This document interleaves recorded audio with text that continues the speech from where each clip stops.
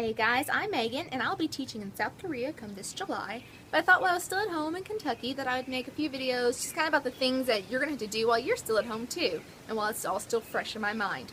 So this one's going to be about the documents that you have to get together for your visa, and about how much they cost. So, let me go with the first part. This is the easy part. There's 4 things that you can just print off your computer or just have to make a copy of, and you're done with. So yay, they're free! Woo!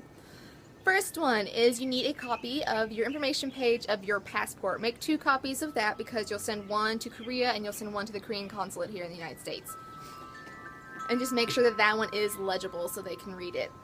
The second one is you need to have a copy of your resume, so just print that sucker out because you've already sent it to them. So they have that, so print it out as soon as you have it on file somewhere. Third one is your E2 health statement, and that will be sent to you by the agency or the school, and that's more around the time that either before you start looking for the job, they'll send it to you once you find one. You just print out and fill out all the information on there. And the last one for the easy ones is the signed contract. So that will be at the end, hopefully, and that's the last thing you'll be doing. And you just print that off, make sure you have all the pages with it, and you have the last page signed. So those are the easy ones, awesome ones, and now it's time for the ones that take some time and some of your money. First one with that is the FBI criminal background check. That one takes the longest, about 1 to 2 months, and that's just them processing it. You'll want to make sure that you don't get it any older than 6 months prior to your start date, or else they will not accept it and you'll have to get another one done. So make sure you're not trying to do it too soon. And for that one, it is $18 for the processing, and it cost me about $15 to have it mailed to them. They're the only ones that will mail things back to you. You don't have to send a returned envelope, which is super nice. So for the first part is about $33. And then once you get your FBI criminal background check back, you'll have to then send it to Washington, D.C. to get apostilled. Yay! That one costs $45 for processing, and then it cost me about $36 for my shipping, and I also sent the return envelope, so that was for it going there and coming back to me. And so the total for the FBI criminal background check was about $33, and for the then sending it off is another $81. Total for the whole FBI criminal background check, getting it done and getting it apostilled, is about $114. The next one is the authenticated copy of your diploma. There's a few steps with that. First one is just obviously making the copy, and then you have to go get that copy notarized. If you have a bank, usually there will be a notary at your bank, so do take it there because usually you can get it for free. But then again, if you don't have a bank, you have to look around, and sometimes they will charge you. So once you have it notarized, you then have to get that notary signature verified, and you'll take it somewhere in the government. I was in Frankfurt, so I luckily could do it all right down there, so you can just call, or you can even ask someone at the bank, and they should know because they had to go get all that done somewhere, and that's where you'll be going because they have everyone on file.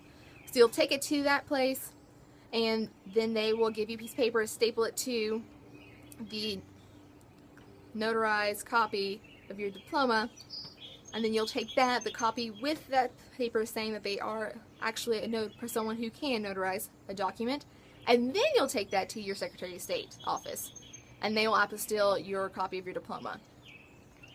And when you have to get, let's see, it's $5 to get your notary's signature verified, and then it's another $5 to get it apostilled. And that was in Kentucky, that was in Frankfurt, and so that's how much I paid. I live 15 minutes away, so like I said, I just went down there. So I got it all done in one day, didn't have to mail anything, so that one was really the cheapest one I ever had to deal with. So the next one is your passport photos. You're going to have to send 6 of them to Korea, but you need to make sure you get an extra one for the Korean consulate because you'll need to staple the picture to your application for your visa. So make sure you're getting 7 or 8 of them. I went to Rite and got mine done, and so they did each page that they printed off had 2 pictures on it. So I got 4 pages, so I got 8 pictures total. But my pictures were too big. That was my bad because I didn't even check them, and I sent them over to Korea and found out that I should have checked the size because they were too big. So just make sure you're checking the size. They still took it, so luckily I didn't have to send anything back over there because it is kind of expensive to send stuff to Korea. So just make sure that you're checking the size before sending it, and don't be like me. This was $9 for each page, so I spent about $36 on the passport photos. Try to go to the post office. I think that'd be easier. I just work during the day, so I could not get that done when I needed it to. But you can always do Rite Aid, I think Walgreens, so just look around and see what they can do, and also let them know the size you need. So that's all you have to do for the documents. It's about $160 for the documents you're going to be sending over. That's with the mailing. And of course, like I said, I didn't have to mail everything, so it's going to be different depending on where you're at. Also, I didn't have to pay for my checks, because whenever you send your checks for the processing fees, you're going to have to get either a money order or a certified check or a cashier's check. So just make sure that, that's going to total into your cost as well, so that'll always bump it up. I didn't have to pay for mine, luckily, because I worked at the bank that I went to, so they helped me out there. Let me quickly run over those again, and then I'll tell you about how much it costs to ship them. So you need your ET health statement, the signed copy of your contract, your copy of your resume, copy of your passport information page.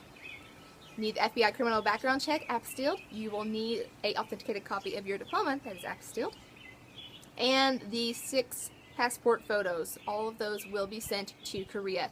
It cost me about $53 to get it shipped to Korea, and luckily you don't have to send anything to get returned to you.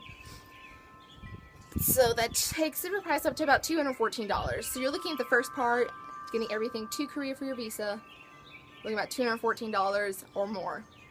So be ready for that. And then once you have all that shipped, they will give you an instance number, and then you'll have to do the last part of it, which is sending stuff to the Korean consulate.